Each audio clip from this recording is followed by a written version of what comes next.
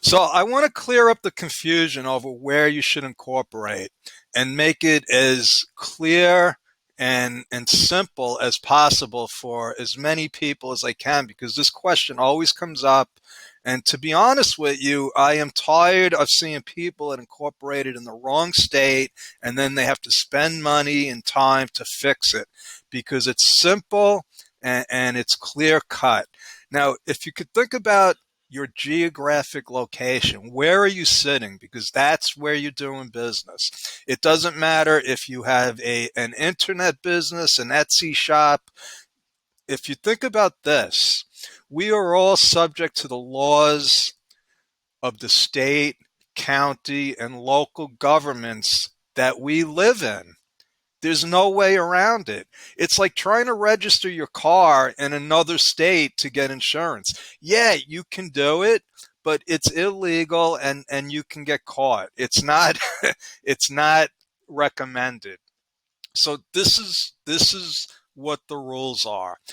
Especially for sole proprietors and solopreneurs that are already incorporated. Knowing that you're subject to the laws in the geographic location where you're located, you have to be at least registered in that state. You have to be authorized by the Secretary of State to do business in your state. Okay. And if you don't, I'll tell you what happens. So I have a client that had went to a tax attorney and set up an LLC, which is the wrong form of business to begin with, in Delaware.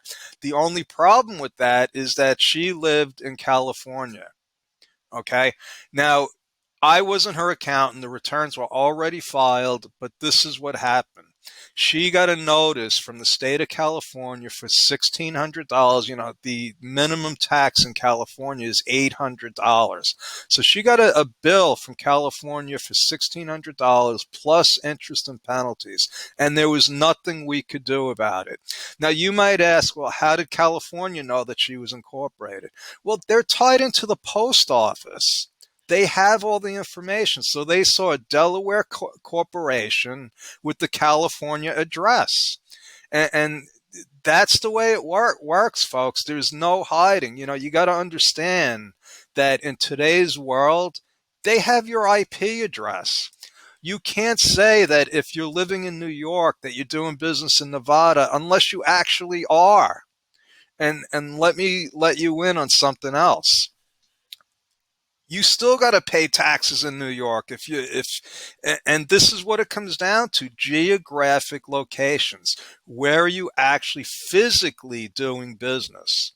Now, if you have an employee in another state, if you have an office in another state, in other words, these are physical facts. You have to be registered in that state. So it's a matter of compliance. And unfortunately, like I said, in today's world, they have everything they need to know to nail you. It's just a matter of time.